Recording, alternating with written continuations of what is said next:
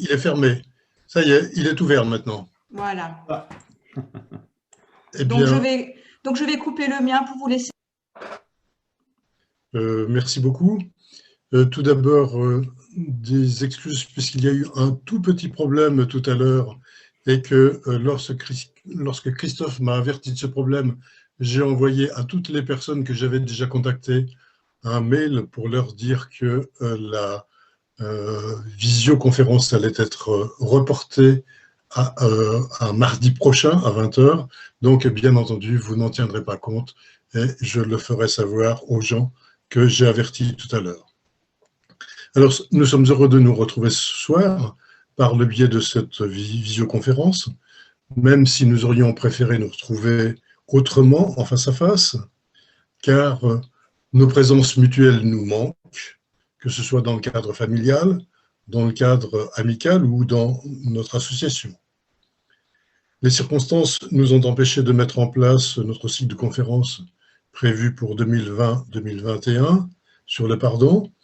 Et comme nous vous l'avons annoncé, nous l'avons repoussé d'1 an. Les conférenciers m'ont fait savoir qu'ils étaient tous d'accord pour repousser cela à l'an prochain. Plusieurs personnes de notre groupe pilote ont suggéré il y a quelque temps déjà que nous recourions aux visioconférences pour entretenir le lien que nous avons forgé au fil du temps. Et nous remercions très profondément Christophe de nous donner l'occasion de nous retrouver ainsi. Et ces remerciements à l'égard de Christophe sont doubles. D'une part, parce que c'est lui qui va nous présenter l'action qu'il a initiée il y a déjà quelques années autour des Stolpersteine. Ces pavés de mémoire qui veulent rendre hommage à des Juifs qui ont été déportés et exterminés lors de la Seconde Guerre mondiale, ou aussi à des résistants non juifs qui ont connu le même sort parce qu'ils n'ont pas accepté de se plier au diktat nazi. D'autre part, et c'est la seconde raison de nos remerciements, nous tenons à remercier Christophe parce que c'est lui qui assure le service technique de cette visioconférence et de celles qui suivront. Puisque nous avons effectivement décidé de vous proposer un rythme qui sera en gros un rythme mensuel d'autres rencontres qui vous seront annoncées d'ici quelques temps. Donc, merci à toi, Christophe, à qui je donne la parole et je coupe mon micro.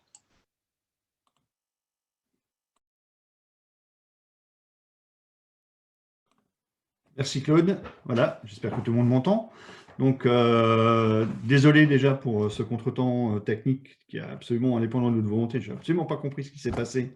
D'habitude, ça marche très bien. Évidemment, ce soir, il fallait que ça coince un petit peu. On a finalement réussi à se retrouver. On va enregistrer la réunion pour ceux qui n'auront pas pu y assister. En tout cas, je suis ravi de vous y retrouver, de vous accueillir. Je ne sais pas combien on est, une petite quinzaine, ce qui est déjà bien, avec les soucis techniques que nous avons eu ce soir. Alors, je vais vous parler évidemment des Stolperstein, ces fameux pavés de mémoire. Alors, je prononce forcément volontairement le mot fameux, parce qu'ils sont fameux à tous les points de vue, fameux dans le sens où ils réveillent beaucoup de choses, ils attisent beaucoup de curiosité, ils font stolpre, comme le nom l'indique, donc ils font trébucher non seulement la mémoire, mais aussi les concurrences mémorielles, et tout ça, on va en parler dans cette petite présentation que je vous fais là. Donc c'est la première, j'ai l'honneur de l'ouvrir, merci à l'amitié judéo-chrétienne à qui je tiens beaucoup, parce que nous avons une petite histoire commune, pas très longue, mais quand même commune, qui nous lie et qui me fait énormément plaisir. Je suis ravi d'ailleurs de revoir plein de gens ici à l'image que je connais très bien, d'autres que je connais un peu moins, d'autres que je connais depuis plus récemment, qui sont entrés dans le projet Stolperstein récemment. Il y a bien sûr Albert et Edith qui sont là et que je salue de tout cœur. D'ailleurs, vous allez voir, on va citer leur exemple, évidemment, dans l'histoire des Stolperstein. Ils jouent un rôle précieux pour moi et je n'ai pas manqué, je ne savais pas qu'ils seraient là ce soir, mais je n'ai pas manqué évidemment de les nommer dans cette présentation. Alors, je vais partager mon écran. J'espère que ça va fonctionner, voilà, et je vais lancer donc la petite présentation. Alors, attendez que je trouve où elle est. Alors, je ne peux pas sortir parce que je suis en enregistrement. Alors, comment je fais si je ne peux pas sortir? Ça y est, ça commence. Donc, je vais faire ça comme ça. Je vais ouvrir mon bureau. Voilà. Je suis à vous tout de suite. J'ouvre le PowerPoint qui va vous permettre de voir ce que je vais vous raconter. Et normalement, même si je partage l'écran, vous devriez continuer à me voir un petit peu sur le côté, parce qu'il y a des gens que ça déstabilise si on n'a pas d'image. Alors, ça y est, j'y suis, je reviens vers vous. Et là, normalement, si je partage l'écran, vous devriez voir la présentation. Dites-moi par un, je sais pas, par un petit pouce si vous voyez bien l'écran partagé. Super. Marcel me dit que c'est bon. Donc, super. Merci à tous. Donc, on va pouvoir démarrer. Et normalement, vous me voyez encore dans une petite fenêtre à droite, hein, si vous avez envie de me voir parler, parce que des fois, c'est important. Alors, tout a commencé en 1991, hein, cette histoire des Stolperstein. C'est un artiste allemand, c'est un artiste urbain, on appelle ça comme ça, hein, ils font de l'art urbain. C'est un sculpteur, il s'appelle Günther Demnig. Et donc, il décide d'insérer dans le sol ce qu'il appelle à l'époque une Farbspur, une trace de couleur, hein, on peut nommer ça comme ça, et qui invite à se souvenir à l'époque, ça a été fait pour les Tziganes. Hein, il voulait commémorer la mémoire de 1000 Tziganes qui avaient été déportés de Cologne en mai 1940, donc tout au début de la guerre. Hein. Et donc, il décide d'installer une œuvre éphémère. Hein, il fabrique une espèce de roue sur laquelle il imprime les mots « 1000 Tziganes ont été déportés depuis Cologne ». Et il trempe ça dans la peinture et il part de la mairie de Cologne de nuit. Hein, il fait ça de manière clandestine, évidemment, et il va faire rouler cette roue jusqu'à la gare de Cologne, donc sur quelques centaines de mètres, hein, même kilomètres, on pourrait dire. Et donc, il imprime ce truc au sol. Évidemment, ça fait réagir. Beaucoup de gens se révoltent. Hein, pourquoi on a fait ça? Et surtout, ce qui l'intéresse beaucoup dans la démarche, c'est qu'il y a quelqu'un qui lui dit, une vieille dame de Cologne qui lui dit « Mais pourquoi vous faites ça? Il n'y a jamais eu de Tziganes à Cologne. » Et là, il se rend compte, il se dit « Tiens, en ancrant dans l'espace public quelque chose de visible, je réveille la conscience, c'est-à-dire je fais poser des questions. » Cette dame me dit, en toute bonne foi, il n'y avait pas de Tziganes, pourtant il y en a. Et ça l'interroge, donc elle se pose la question, donc c'est ça qu'il faut que je fasse. Ça lui donne l'idée d'intégrer dans l'espace public quelque chose de visible, mais quelque chose dans le quotidien, pas sur un mur, pas derrière un mur, pas sur une plaque, quelque chose au sol. C'est ça qui va marcher, il en est persuadé.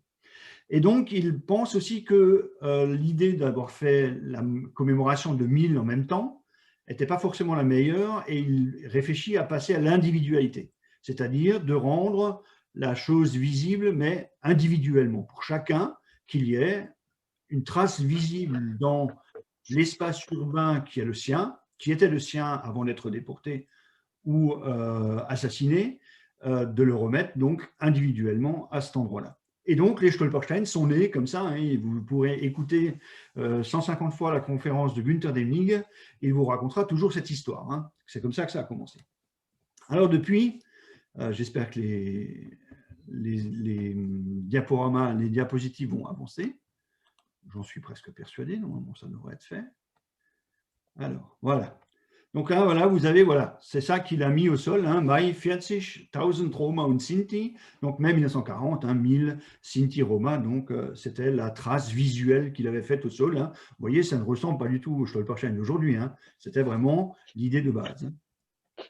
Depuis, il y a, alors les chiffres ne sont pas connus au jour le jour, hein.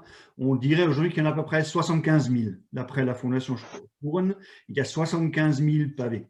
Alors la première fois, quand j'avais présenté le projet au consistoire israélite de Colmar, j'étais tout fier en disant, vous voyez, c'est un projet immense, il y a 75 000 pavés en Europe, vous vous rendez compte, c'est incroyable. Et là, il y a un monsieur que j'aime beaucoup, qui est M. Veil, qui me dit, mais c'est rien. Il y a 6 millions de juifs qui ont été exterminés, c'est quoi, 70 000 pavés, c'est rien. Mais c'est vrai que c'est rien. Il avait raison, finalement. C'est rien, c'est pas grand-chose. Mais dans la démarche, effectivement, c'est déjà beaucoup. Mais voilà, on en pose pour tout le monde. Moi, je suis tout à fait d'accord. Simplement, il faut effectivement du temps pour que le projet se développe. Alors bien sûr, là vous voyez à peu près, en Allemagne, le projet existe depuis 1998. Hein. Il y a des pays qui se sont accrochés au projet très récemment, comme par exemple l'Espagne, hein, c'est très, très récent, la Suède, c'est très récent. Voilà, tout ça permet de développer encore plus. Il y en a maintenant même en Argentine, hein, donc des pavés. Et donc, voilà, c'est un projet qui est évolutif. Hein. Donc en France, je vais y venir, hein, ça ne fait pas très longtemps qu'il y en a, et ça se développe. Alors les Stolperstein, lui, c'est pour les déportés juifs, effectivement, mais pas que, hein, c'est donc, l'artiste insiste là-dessus, c'est pour toutes les victimes du nazisme. Alors, bien évidemment, il y a tous ceux qui ont été déportés. Alors, vous avez les déportés raciaux, hein, bien évidemment, tout ce qui concerne les juifs, mais vous avez bien évidemment toutes les autres catégories de déportés aussi, hein, qui sont les résistants, donc les déportés politiques. Vous avez aussi les déportés témoins de Jéhovah, vous avez les francs-maçons, vous avez les homosexuels, vous avez évidemment les tziganes. Toutes ces catégories-là sont les catégories qui peuvent être honorées par les Stolperstein, et d'ailleurs qui le sont. Hein. En Allemagne, nous avons les pavés pour des homos, nous avons les pavés pour les témoins de Jéhovah, qui s'appellent des Bibelforscher, hein, en allemand. Nous en avons pour les tziganes. Différentes catégories sont donc honorées par ce projet. Alors, il y a aussi, il faut le savoir, hein, dans les Stolperstein, des polémiques, évidemment, parce qu'un sujet comme celui-là, qui est censé provoquer les consciences et réveiller les consciences, eh bien, ça réveille aussi forcément des polémiques. Alors, la première polémique, celle qui revient toujours, hein, c'est on marche dessus. Alors, d'expérience, hein, je peux vous dire que le fait de marcher dessus, quand on les voit, les pavés, pour ceux qui les connaissent et qui les ont déjà vus et qui vivent les pavés au quotidien, parce qu'on a parmi nous des gens qui vivent en Allemagne et qui les voient tous les jours, hein, la personne qui marche dessus, soit elle ne l'a pas vu, souvent elle ne l'a pas vu, hein, elle ne fait pas attention au pavé. Je n'ai jamais vu quelqu'un voir un pavé et aller volontairement marcher dessus après. Ouais, c'est impossible, enfin, on ne fait pas ça. Quand on les voit, qu'est-ce qu'on fait? On s'arrête et on se penche et on regarde. Et on regarde ce qui est marqué dessus parce qu'on se rend vite compte qu'il y a une inscription dessus. Et ce qui nous intéresse, ça nous éveille. Évidemment, ça brille en plus. Et donc, le fait de marcher dessus, voilà, pour moi, c'est une excuse ou une polémique qui n'a pas lieu d'être, parce que quand on les vit, on voit bien que ce n'est pas un acte négatif de marcher dessus. D'ailleurs, l'artiste le dit lui-même, hein, plus on marche dessus, plus elle brille. Hein, donc, voilà, en plus, ça a une symbolique. Ensuite, il y a la polémique, évidemment. Alors, la dernière qu'on nous a opposée, c'est à Paris, hein, c'est que les chiens font dessus. Voilà, les chiens peuvent aller déféquer ou faire leur crotte sur un Stolperstein. Alors, peut-être qu'à Paris, les chiens sont dressés pour aller chier express sur le Stolperstein. En tout cas, ailleurs dans le monde, non. Ailleurs en Europe, non. Hein. Les chiens ne vont pas chier express sur les Stolperstein. Et quand ça arrive, je suis désolé, mais ça peut arriver, effectivement. Hein, je veux dire, comme un chien qui va pisser sur un arbre qui a une symbole républicaine ou comme ça peut arriver. Hein. On ne peut pas maîtriser ça.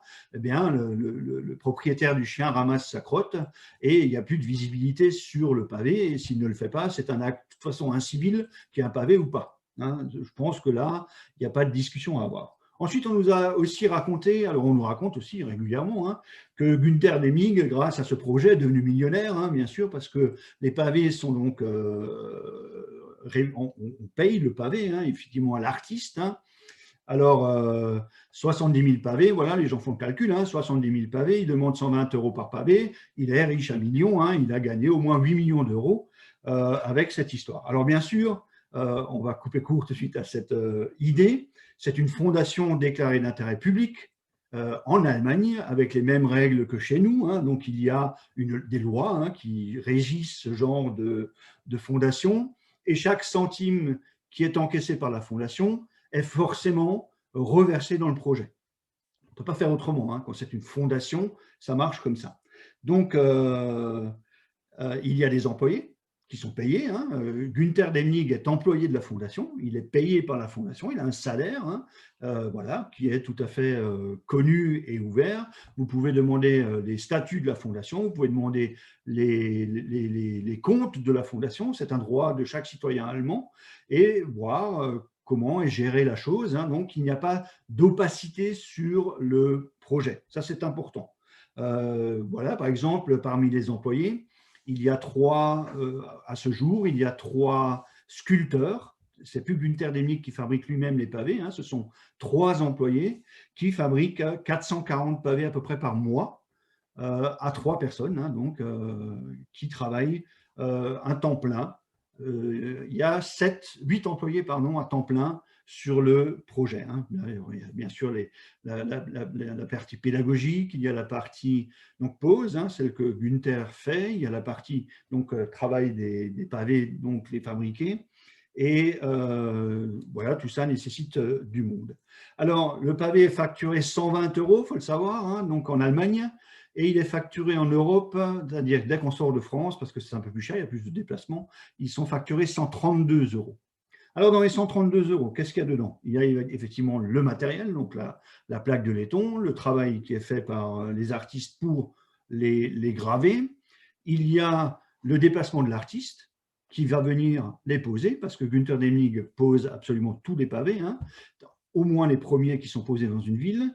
Donc, ça compte le déplacement de Günther Demnig, ça, donc le transport, tout le matériel de pose, tout ça est compris dans le prix. Donc, finalement, la question du prix n'est pas un frein, ni ne doit pas être une polémique, hein, parce qu'effectivement, depuis la création, si on fait le calcul par nombre de pavés, nous sommes à 8 millions d'euros. Je ne sais pas si vous connaissez le budget de la Fondation Auschwitz, hein, qui est à 97 millions d'euros, ou alors le mémorial de la Shoah, hein, qui rentre 8 millions d'euros rien que par les billets qu'il vend, les billets d'entrée. Hein, donc, vous voyez, on n'est pas dans les mêmes proportions hein, de sommes d'argent. Ce n'est pas un business hein, de la mémoire, absolument pas. Ça couvre les frais et ça couvre les déplacements de Günther. Je vais m'arrêter là pour les polémiques. Il y en a peut-être d'autres. Hein. Alors, bien sûr, souvent, les polémiques sont aussi une manière de refuser le projet. Hein. C'est-à-dire, il ne faut pas se leurrer. Hein. J'appelle d'ailleurs ma conférence souvent les Stolperstein un pavé dans la mare de l'antisémitisme, hein, parce que ne nous voilons pas la face, l'antisémitisme est encore là et bien là, et de plus en plus il revient, et certaines communes préfèrent ne pas attiser des vieilles rengaines ou des vieilles rancœurs et ne répondent pas au projet parce qu'ils ont peur qu'il éveille de nouvelles oppositions de mémoire ou avec la question juive. Hein. Évidemment, tout ça, nous, en tant que Stolperstein, nous ne pouvons pas l'entendre. Hein. La mémoire n'a pas de concurrence, la mémoire n'appartient à personne, la mémoire appartient à tout le monde, et donc je pense que le projet devrait au moins être considéré par toutes les communes. Ça n'est pas le cas, hein, je tiens bien sûr à vous le dire. Alors, la commémoration, bien sûr, c'est important. Hein, la fin des commémorations, donc avec Giscard dans les années 70, on se posait déjà la question de la commémoration de la Grande Guerre, par exemple. Hein. Qu'est-ce qu'on va faire maintenant qu'il n'y a plus de survivants de la Première Guerre mondiale, de combattants, hein? Qu'est-ce qu'on va faire de cette commémoration? Elle a même été abandonnée, je pense que la plupart d'entre vous le savent. Hein.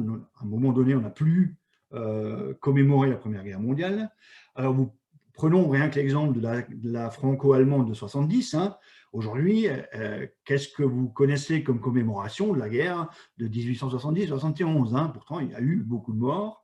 Et aujourd'hui, on ne commémore absolument plus là. On a encore de la chance si c'est enseigné à l'école. Hein. Tout ça, évidemment, le temps passe et les choses disparaissent. Alors, bien sûr, on a reparlé très fortement de la Première Guerre mondiale il n'y a pas longtemps, parce qu'on était dans un anniversaire effectivement important, mais maintenant, à 150 ans après la guerre, en 2060, qu'est-ce qu'on parlera encore de la Première Guerre mondiale? On est en le droit de se le demander. Alors, les historiens parlent de 3 phases mémorielles qui ont suivi après la Seconde Guerre mondiale, parce qu'on ne peut pas comparer, évidemment, la Seconde Guerre mondiale avec les autres, hein. Elle va forcément générer quelque chose de différent, cette Seconde Guerre mondiale. Alors, la première phase mémorielle qui a suivi après la Seconde Guerre mondiale, immédiatement après, c'était la volonté d'aller de l'avant, hein. Il fallait aller en avant, il ne fallait plus regarder en arrière, il fallait surtout déterminer les culpabilités, hein, savoir qui avait porté la responsabilité de cette guerre, et il fallait rapidement honorer la mémoire de ceux qui étaient morts. Alors ça a été une période très courte, ça s'est passé très vite. Et très rapidement, dans les années 50, on est passé dans ce qu'on appelle, les historiens appellent la période de l'amnésie collective. C'est là où on commence à construire politiquement un espace mémoriel. C'est-à-dire qu'on commence à utiliser la mémoire pour construire quelque chose de politique. C'est là où moi, je trouve que ça devient dangereux. Mais ça ne regarde que moi. Alors, on décide qui fait partie de la mémoire, qui est digne de faire partie de la mémoire ou non. On parlera par exemple des prisonniers de guerre. Les prisonniers de guerre ayant perdu la bataille de France en 1940, ayant été en captivité pendant 5 ans, après la guerre, ne sont pas dignes de rentrer dans la mémoire collective. Bien évidemment, vous en doutez, ce sont les résistants, hein, ce sont eux les héros de la guerre. Et c'est vraiment dans cette seconde phase, cette partie héroïque qu'on va mettre en avant, bien sûr, pour politiquement faire briller la France, hein. Et donc, ça va participer à ce que vous avez vécu après la guerre, hein. Vous êtes la jeunesse d'après-guerre. On a surtout honoré Jean Moulin plus que Dreyfus, hein. Voilà, clairement, hein, ça fait partie de la construction mémorielle. Et puis, il y a une troisième phase après les années 60. Et dans cette phase-là, on a commencé à vouloir essayer de comprendre l'histoire récente. Donc là, il y a un basculement qui s'opère et seulement à partir des années 60, ce basculement, c'est-à-dire qu'on passe des héros de la résistance et là, on commence à parler de la Shoah. En 1960, 15 ans après, la mémoire collective uniquement commence à se souvenir vraiment de la Shoah. En Allemagne, à contrario, on entre de plein fouet dans ce qu'on appelle l'ère auto-victimaire, hein, c'est-à-dire que là, les Allemands vont commencer à vouloir montrer que finalement, eux aussi étaient des victimes du nazisme. Il va y avoir un basculement en Allemagne, hein, de la manière de traiter la mémoire, qui était de dire, voilà, oui, effectivement, il y a des victimes juives, il y a des victimes de ce que vous voulez, mais nous aussi, les Allemands, nous sommes des victimes du nazisme. Depuis 1990, nous sommes entrés dans une nouvelle phase, hein, elle est toujours actuellement cette phase-là, c'est la phase qu'on appelle l'injonction du devoir de mémoire. Devoir, on doit la mémoire. Alors cette phrase, elle repose sur une obligation mémorielle, hein, et elle entraîne finalement un phénomène qui permet à la société de s'affranchir du passé. Je fais mémoire, donc je m'affranchis de ce qui s'est passé, j'en suis pas j'en ai pas été l'acteur, et le fait de faire mémoire me permet de m'abstenir de poser des questions, de porter une responsabilité, de fermer un peu les yeux. Ça, depuis les années 90, c'est un peu ça, hein. Donc on est tombé dans une espèce de routine mémorielle, hein. On va au monument aux morts, on sonne le haut mort, on chante la Marseillaise et on rentre chez soi. Et ça suffit pour l'année. On n'a plus besoin de se poser des questions. On n'a plus besoin de remettre la mémoire en marche. Et c'est dans ce contexte qu'émerge aussi la question de la concurrence mémorielle. C'est à partir de là aussi qu'on commence à entrer vraiment le politique. Encore une fois, le politique va venir dans la mémoire et s'accaparer cette mémoire. C'est-à-dire que la mémoire va servir le destin politique. Et ça, c'est aussi assez dangereux à mon avis. Ainsi, on peut entendre ça et là des voix qui s'élèvent aussi, par exemple, pour dénoncer le matraquage mémoriel à propos de la Shoah. Voilà, pourquoi on parle toujours des Juifs? Maintenant, on a aussi eu la colonisation, il y a eu aussi l'esclavage, il y a eu la guerre d'Algérie. Hein, c'est très fort, hein, cette question-là. Les gens s'affranchissent d'une partie de la mémoire pour en mettre une autre en avant, et donc se dire, bon, ben voilà, le temps a passé, on peut passer à autre chose. Non, la mémoire, c'est pas ça. Hein, la mémoire, c'est honorer tout ce qui s'est passé dans notre histoire. Évidemment, avec le temps, il s'en passera moins, on aura les choses un peu plus ou un peu moins, mais la question de la Shoah ou la question de la déportation et du nazisme ne peut encore aujourd'hui pas être mise à l'écart ou simplement s'en affranchir par une mémoire factuelle devant des monuments morts. Alors, on a aussi effectivement des polémiques qui montent. Par exemple, en 2000, en Allemagne, il y a eu une polémique sur l'instrumentalisation mémorielle. Alors, les Allemands ont à un moment dit, bon, ben, ça suffit, il faut qu'on arrête de nous matraquer comme étant les coupables. Hein, il faut qu'on arrête de porter cette culpabilité. Les Allemands ne sont pas des nazis, voilà, il faut qu'on continue à aller en avant. Alors, l'exemple de l'usine mémorielle d'Auschwitz, hein, alors j'appelle ça l'usine mémorielle d'Auschwitz, hein, évidemment, parce que elle est souvent mise en avant pour expliquer le phénomène, hein, c'est-à-dire que voilà, si vous allez à Auschwitz, moi j'y étais avec des élèves, même des élèves de 15 ans ou de 16 ans vous posent la question, mais monsieur, il y a un fast-food devant le mémorial d'Auschwitz, ah mais monsieur, il y a des gens qui prennent des selfies, eux-mêmes à 15 ans ou à 16 ans se posent des questions sur comment on peut faire la mémoire. Et Günther Demnig, dans ce contexte, il a cherché à développer un projet mémoriel dont les contours à l'époque n'étaient pas fixés, justement, n'étaient pas fixés ni par le politique, ni par la raison, ni par la culpabilité. Il cherchait à créer quelque chose de nouveau, quelque chose qui permette surtout aux enfants, aux jeunes générations, de s'accaparer la mémoire. Alors, ce n'était pas sûr que ce soit gagné, hein, mais on le voit maintenant, vous verrez par l'exemple, qu'effectivement, il a plutôt bien réussi. Hein. Alors, il est fils de soldats allemands, et ce qu'il ne pouvait pas accepter, il le dit toujours, hein, c'est que la mémoire devienne une espèce de routine, et que finalement, elle n'intéresse plus que ceux qui veulent bien s'y intéresser. C'est là où c'est très intéressant. Parce que quand vous remettez un Stolperstein dans l'espace mémoriel, vous ne laissez pas le choix à la personne de vouloir. Si vous voulez aller commémorer à Auschwitz, il vous faut prendre le billet d'avion, il vous faut aller sur place, il vous faut payer un billet d'entrée, il vous faut entrer, il faut avoir envie de le faire. Alors que là, les Stolperstein, ben, au quotidien, vous avez devant vous le souvenir, hein, l'image. Ce n'est pas un monument aux morts. Pareil, pour aller au monument aux morts, il faut y aller. On sait très bien où ils sont. Hein. Très souvent, même aujourd'hui, les enfants ne savent plus où sont les monuments aux morts dans leur village. Hein. Et donc, ce n'est pas quelque chose de systématique dans leur processus mémoriel. Alors, nous avons, au fur et à mesure, on voit hein, donc que le projet s'est mis en place et il s'est affiné au fur et à mesure que ça allait en avant. Alors, soyons clairs, hein, le projet, à la base, il a tenté à obliger le peuple allemand à regarder son passé. C'était vraiment ça la base, hein, c'est-à-dire on oblige les gens à se dire « Ouh, là, il s'est passé quelque chose ». Et la polémique est grande quand les premiers pavés sont installés, hein, je peux vous le dire. Les premiers pavés, déjà, ils ont été installés de manière illégale. Je peux vous dire, on imagine la ténacité qu'il a fallu à Günther pour imposer cette œuvre. Hein.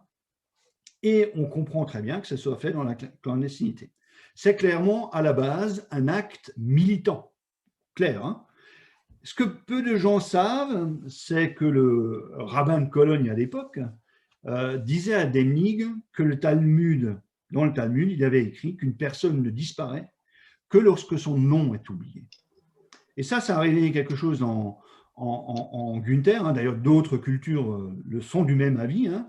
Vous prenez, d'ailleurs, les enfants connaissent ça très bien, Coco de Walt Disney, hein, qui est un film d'animation, où on montre très bien que, eh bien, pour que les gens ne meurent pas définitivement, il ne faut pas les oublier. Il faut toujours prononcer leur nom. D'ailleurs, c'est dans la tradition juive, hein, Zakor, n'oublie pas, quand on cite les noms au mémorial, hein, c'est pour effectivement qu'il ne tombe pas définitivement dans l'oubli et qu'il meure finalement ad vitam aeternam. Pour finir, évidemment, on ne peut pas s'empêcher de penser que le fait de nommer individuellement chaque victime fait œuvre ici contre la déshumanisation voulue par les nazis. C'est-à-dire que les nazis ont donné des numéros, on a tué des gens massivement, ça a été une mission des nazis de déshumanifier leurs victimes. Et là, en fait, avec les Stolperstein, on les réhumanise, hein, c'est-à-dire qu'on leur donne un nom, on les nomme, on les marque au sol, et ça donne une dimension tout à fait différente. Autre chose que peu de gens savent, hein, c'est que la première pose officielle, donc avant je vous ai parlé des poses illégales, la première pose officielle n'a pas eu lieu en Allemagne, mais à Salzbourg, en Autriche, en juin 1997. Donc je vous ai dit, le projet a commencé en 91 et la première pose officielle en 97, 6 ans après. Pour vous dire que ça n'a pas été un long fleuve tranquille pour Günther Demnig et que c'est vraiment une volonté mémorielle qu'il a réussi à faire passer. Ce n'est qu'à partir de 2006 que le projet devient international vraiment, hein. Avant, il se développe surtout en Allemagne. Alors, quoi qu'il en soit, les Stolperstein déchaînent les passions, hein, il faut le dire. Certains pavés sont parfois décelés, hein, c'est très rare, mais ça arrive. D'autres ne peuvent se poser à cause d'opposition, hein. J'ai eu, dans mon cas, certaines villes qui n'ont pas voulu, hein. Là, je vous ai mis volontairement la ville de Munich à gauche et en bas la ville de Paris, hein, qui sont encore deux villes européennes qui refusent systématiquement la pose de pavés, hein. Alors, je ne vais pas rentrer dans la polémique ce soir sur Paris, c'est un combat que nous menons et c'est quelque chose que nous faisons dans… Alors, j'ai volontairement pris le mot de combat, mais ce n'est parce que c'est un combat contre l'ignorance et contre le rejet, mais nous essayons de travailler avec ceux qui veulent bien nous entendre et nous écouter, parce que le problème est là, c'est qu'on ne nous écoute même pas, hein, c'est-à-dire qu'on ne nous laisse pas présenter le projet, on nous dit non avant d'avoir pu le présenter. Et nous, ce que nous cherchons, c'est quelque chose de consensuel et surtout, ce que nous défendons, c'est la liberté de commémorer. C'est-à-dire que nous n'avons absolument rien contre le mur des noms, nous n'avons rien contre les plaques, nous sommes absolument pour toutes les formes de mémoire, mais simplement, à notre avis, il ne peut pas y avoir de choix mémoriel à faire. Et si on préfère un nom de rue, une plaque, quoi que ce soit, eh bien, c'est tout à fait légitime qu'on y ait droit. Et donc, poser un Stolperstein, pour nous, relève du même droit, cette liberté de commémorer, hein, donc selon les choix et les respects de chacun, bien sûr, dans des règles hein, qui sont fixées. Et il faut quand même le savoir, les Stolperstein ne contreviennent à aucune règle, hein, il faut le rappeler. Et donc, la seule chose que nous avons besoin, c'est, parce que c'est sur le domaine public, de l'autorisation des mairies. Et c'est là où ça commence à bloquer, parce que certaines mairies, donc, nous le refusent. Alors, mes actions mémorielles personnelles pour les Stolperstein, je vais rapidement les passer parce qu'elles sont importantes quand même. Donc, j'ai intégré le projet en 2011. Hein. Je me suis rendu compte en écrivant que ça fait 10 ans. Ça fait 10 ans que je suis dans le projet, que je le suis. J'étais étudiant en licence à l'université de Bamberg, en Allemagne. Et donc, c'était 1 an avant les premières implantations en France, car les premières pauses ont été faites en 2012. Donc, j'étais rentré juste avant dans le projet.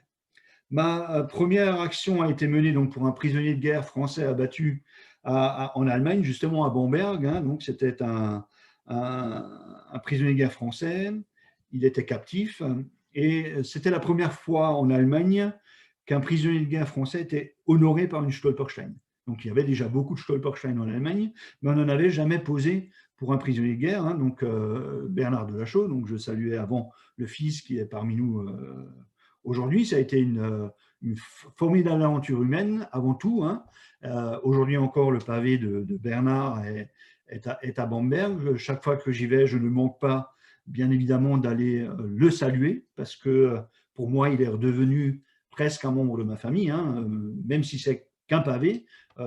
J'y vais comme si j'allais sur la tombe d'un proche. Hein. Ce n'est pas une tombe, c'est simplement un lieu pour moi qui me permet de me souvenir de Bernard de Lachaud et du coup de me souvenir aussi des vivants, parce que les Stolpersteine, ça rassemble aussi les vivants. Et ça, c'est aussi très important. C'était en 2012, hein, déjà, Bernard de Lachaud, déjà 9 ans ont passé depuis cette pause. En 2014, une deuxième pierre avait été posée donc, pour un autre prisonnier de guerre français qui s'appelait Rapito. Alors Rapito, lui, il avait été tué par un enfant, par un coup de fusil, hein, par un jeune Allemand. Alors, on ne considère pas que ce soit un accident, hein. Visiblement, il a vraiment été abattu. Et donc, pareil, devant la gare de Bamberg, aujourd'hui, il y a un Stolperstein. Et je peux vous dire qu'en 2012, avant qu'on le pose, en 2014, pardon, avant qu'on le pose, plus personne ne se souvenait même qu'il y avait des prisonniers de guerre français à Bamberg, hein. C'était très rare les gens qui s'en souvenaient. Or, ils étaient plutôt nombreux. Et le souvenir des Stolperstein rappelle eh bien, qu'il y avait la présence de ces gens ici. En août 2015, c'est les pavés qui sont juste en dessous, hein, je les ai donc fait poser en Gironde et en Charente-Maritime, toujours encore pour les prisonniers de guerre français morts en captivité. À ce moment-là, nous avons posé devant les monuments aux morts. Alors, je vais vous expliquer pourquoi. Parce qu'à ce moment-là, c'était encore difficile de faire comprendre aux gens qu'il fallait les poser devant les anciens domiciles. Les associations patriotiques, c'est-à-dire les associations mémorielles patriotiques, nous avaient dit, voilà, il y a une tradition française. La tradition française, c'est celle des monuments aux morts. Et donc, on aimerait que les pavés soient posés devant les monuments aux morts. À l'époque, c'était les premiers pavés, on n'était pas trop virulent, on était content qu'on en accepte. Donc, on avait accepté à titre exceptionnel que ça se fasse devant des monuments aux morts. Depuis, c'est totalement contre le projet, j'allais dire, parce que finalement, ça oblige nouveau à se rassembler sur un lieu mémoriel fait pour ça, alors que le but du projet, c'est effectivement de remettre les gens dans l'espace urbain hein, duquel ils ont été arrachés, et là, ce n'était pas le cas. Donc depuis, on ne le fait plus. Hein.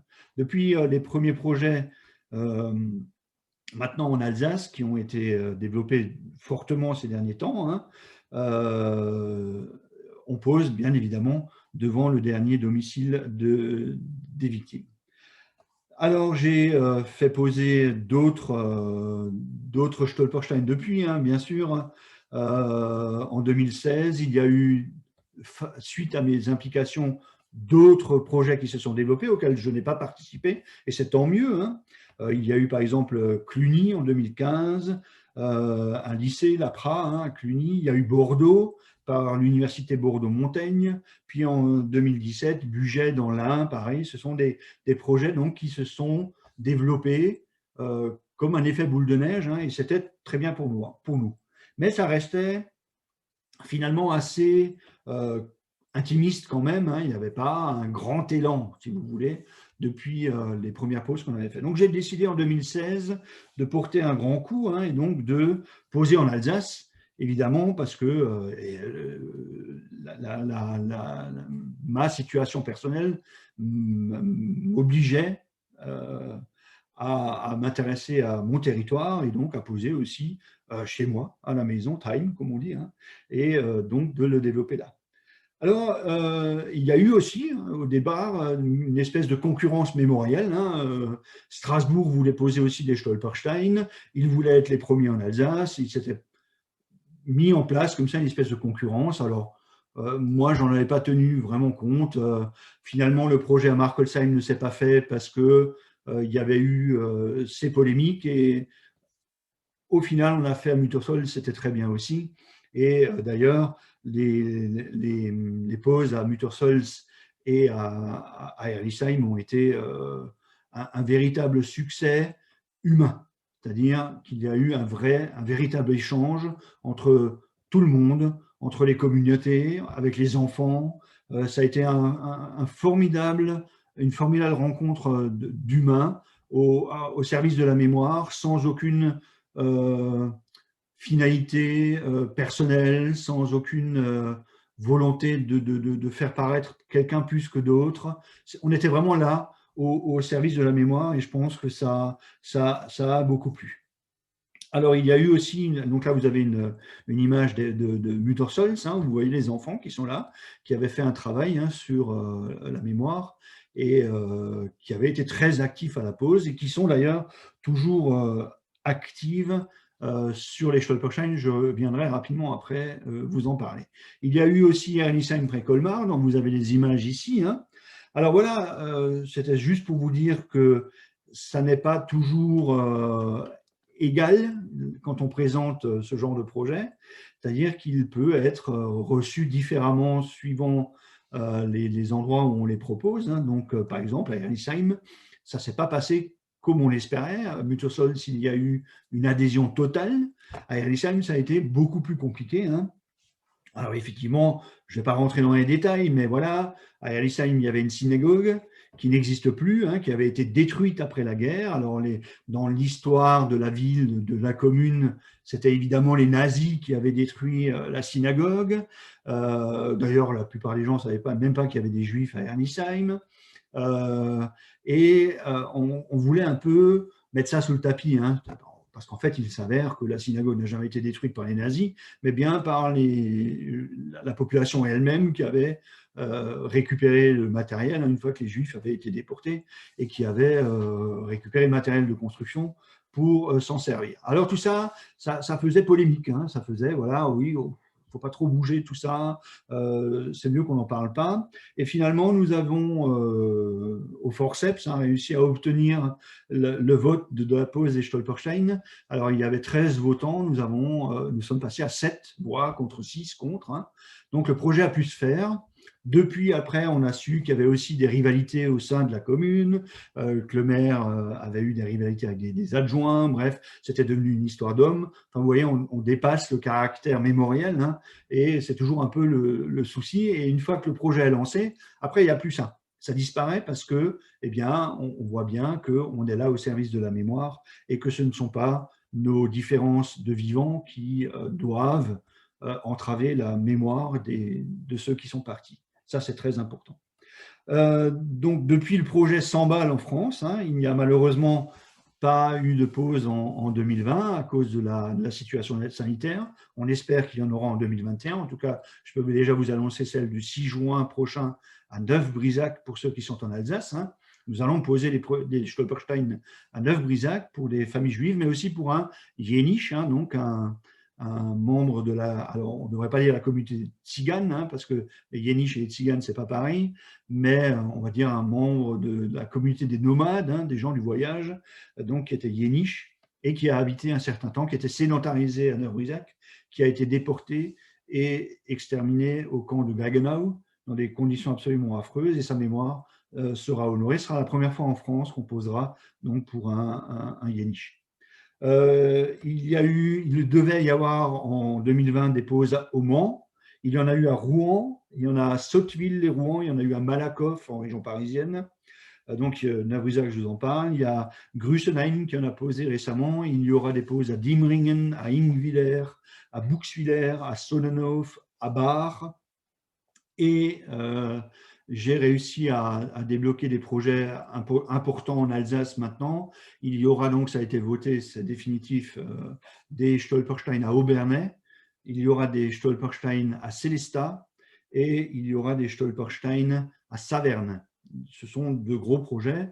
Je travaille actuellement avec la mairie de Colmar qui a une attitude très positive par rapport à la possibilité de poser des Stolperstein à Colmar.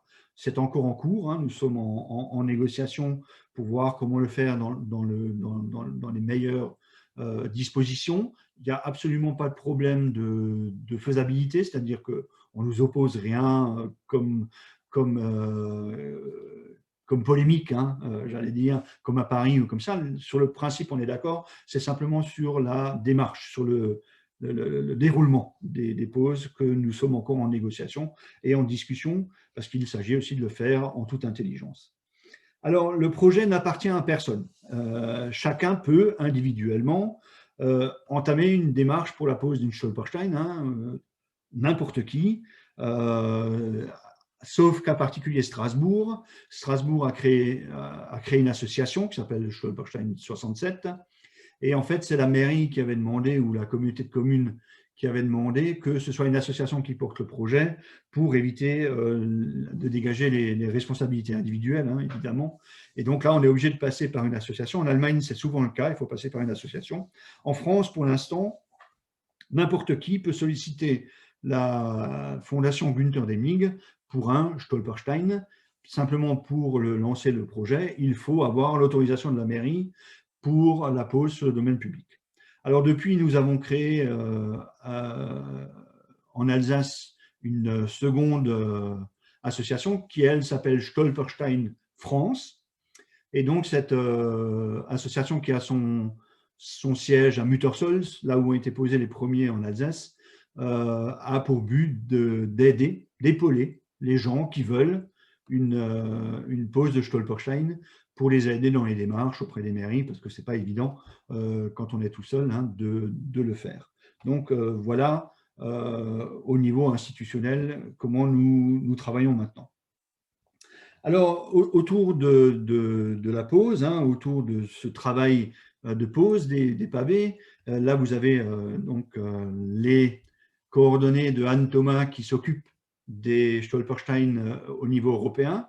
Il suffit, si vous avez l'autorisation d'une mairie et que vous voulez à titre personnel, sans passer par une association ou par qui que ce soit, poser un pavé, vous pouvez lui écrire donc à international@stolpersteine.eu, et vous avez le site de Günther qui est en allemand et en anglais que vous pouvez visiter, www.stolpersteine.eu, où vous avez là aussi les différentes actions de l'association, de la fondation, et voir ce qu'il y fait et ce qui s'y passe. C'est absolument totalement transparent, il n'y a pas de problème avec ça.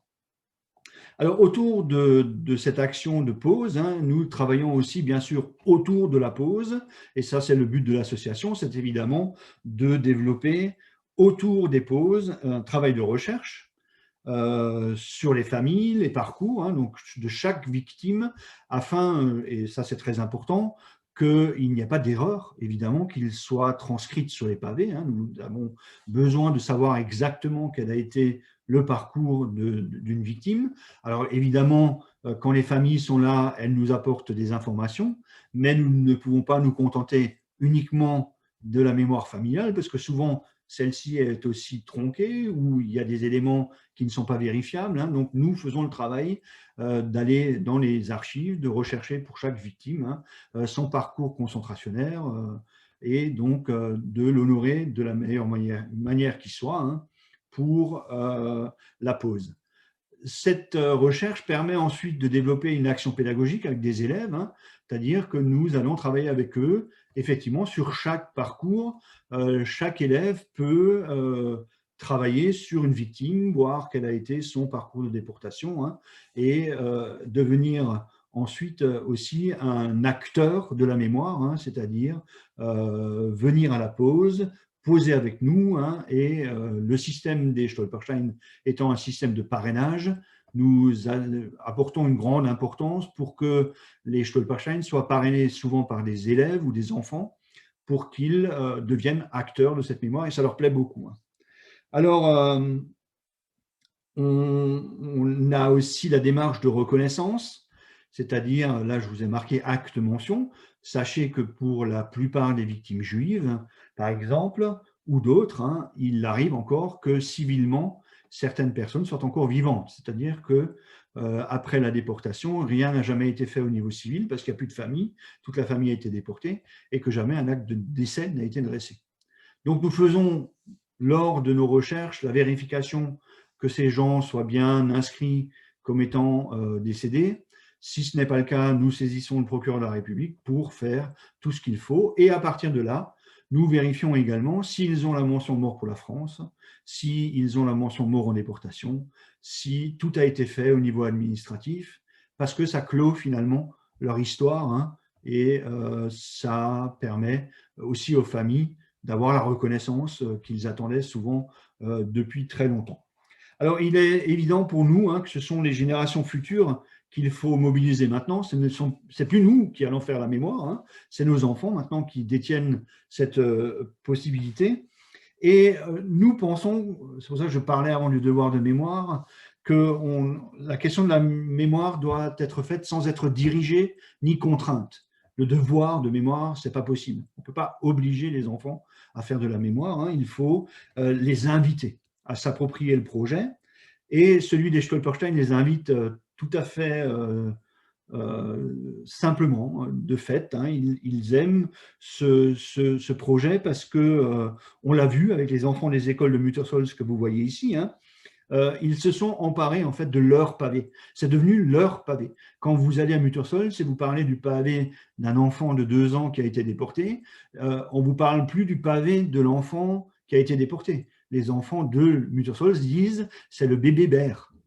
Et il a repris une dimension humaine, hein, et il passe dire bonjour au bébé Bert. Sur le chemin de l'école, il y a quelqu'un qui habite que je connais où sont posés les pavés.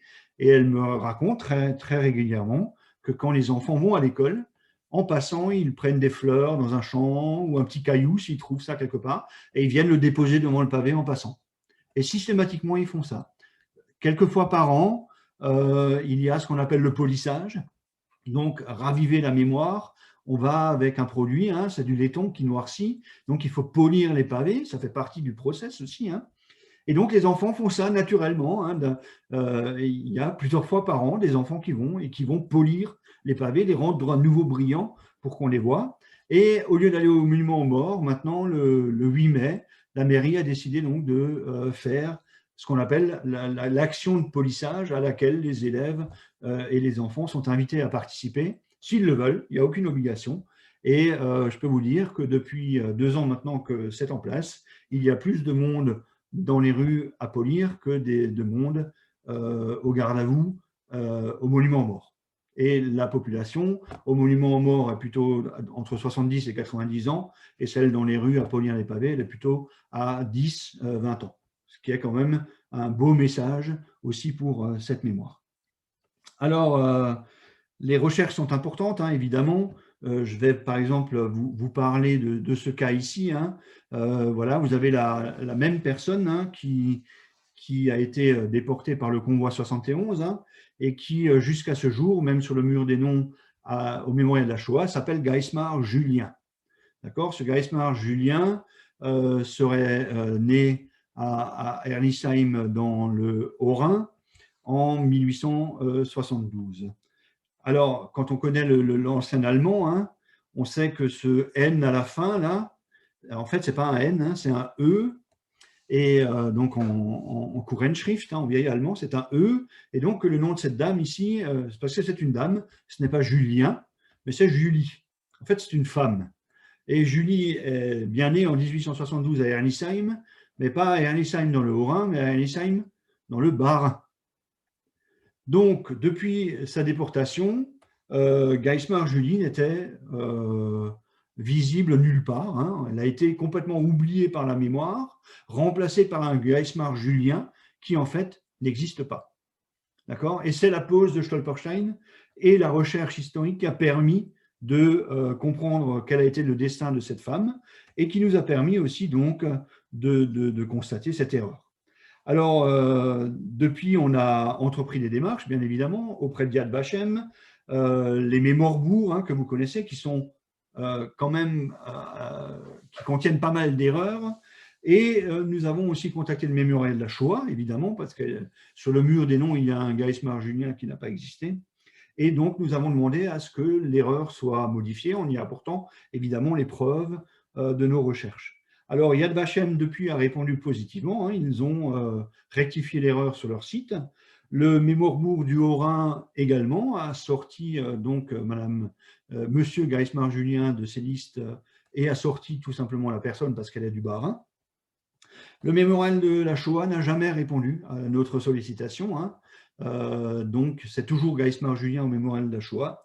Et le Mémorbourg du Bas-Rhin, pareil, n'a jamais rectifié l'erreur à ce jour. On espère bien évidemment qu'un jour ce sera fait. En tout cas, 75 ans après, on a pu faire établir donc le décès de Julie, on a pu lui faire établir un acte de décès qui n'existait pas, et elle a obtenu depuis donc la mention mort pour la France, hein, comme cela est prévu par les textes de loi. Voilà, ça permet aussi le travail des Stolperstein de faire ça. C'est un gros travail de recherche, c'est un gros travail, un investissement autour des Stolperstein, mais les Stolperstein ne peuvent pas être juste la pose d'un pavé, ils doivent aussi être une action mémorielle totalement j'allais dire, scientifique aussi, parce que au-delà de l'aspect humain, comment je cherche mon mot, j'arrive pas à le trouver, de la sensibilité de chacun, hein. Il faut aussi qu'il y ait un travail sérieux qui soit fait derrière, et c'est ce que nous faisons. Et donc, il y a voilà, un Stolperstein maintenant qui est au nom de Julie Geismar, que vous voyez là, hein, donc avec les bonnes données, tout ce qui concerne donc sa déportation et son arrestation. Elle a, comme vous le voyez à droite, obtenu donc la mention mort pour la France pour sa déportation. Je vais m'arrêter là parce qu'il ne s'agit pas non plus d'être trop long. Nous avons passé 1 heure ensemble sur à peu près le sujet. J'espère avoir balayé à peu près tout ce qui peut se balayer en 1 heure. Donc l'an passé, lorsque nous avons, il y a 2 ans maintenant déjà, posé ces Stolperstein à Herlisheim près de Colmar, on avait organisé aussi autour de tout ce que vous avez vu, hein, de ces engagements avec les élèves, de ces actions religieuses aussi qu'il y a eu, hein, le grand rabbin était là, des actions des enfants, des chants, tout ce qui avait été fait. Nous avons aussi organisé un colloque, hein, sur la question justement la présence juive en Alsace et le devoir de mémoire, qu'est-ce que c'est? Et il y a eu donc de nombreux intervenants, dont Yoav Rossano, Madame Jablon. Nous avons dressé un peu un état des lieux des Juifs depuis le Moyen-Âge jusqu'à nos jours en Alsace, et comment on peut transmettre la mémoire des Juifs aujourd'hui encore dans une région comme la nôtre, hein. Nous avons parlé par exemple du système scolaire juif, hein. Il y a un très bon article là-dessus. Nous avons parlé des cimetières de Herlisheim-Madstadt. Il y a un portrait de l'artiste Marianne Kolodjeja, très intéressant. Je vous conseille vraiment de découvrir cet artiste qui a été un déporté juif polonais. Et il y a surtout dans ce livre la biographie des 51 victimes honorées donc, par un pavé, et un reportage sur les 2 journées donc, incroyables d'échanges, de fraternité, j'allais dire d'amitié. Vraiment, il s'est tissé des liens d'amitié que furent ces Stolperstein en Alsace il y a 2 ans. C'est une formidable aventure humaine, je vous l'ai dit, qui rassemble les vivants autour de la mémoire, une mémoire commune, partagée et résolument tournée vers la paix, vers le pardon. Je veux terminer mon propos en vous assurant que depuis leur pose, aucun des pavés n'a subi de dégradation volontaire. Sachez-le, en Alsace, hein, aucun des pavés n'a été souillé, menacé, arraché. Ils font partie déjà du quotidien des gens. Et je disais au président du département à l'époque, qui est aujourd'hui le président de la collectivité européenne d'Alsace, que chaque fois qu'il y avait un acte antisémite en Alsace, on devrait poser un Stolperstein. Alors, le problème, c'est que pour dessiner une croix gammée sur une tombe, il me faut une bombe de peinture et 3 secondes, et pour poser un pavé, il me faut à peu près 2 ans. Donc, vous aurez compris que c'est beaucoup plus difficile d'honorer que d'être dans un acte antisémite, hein. C'est beaucoup plus facile. Et d'ailleurs, la couverture médiatique, quand vous faites un acte antisémite, est beaucoup plus forte que quand vous posez des Stolperstein. On l'a vu lors des pauses.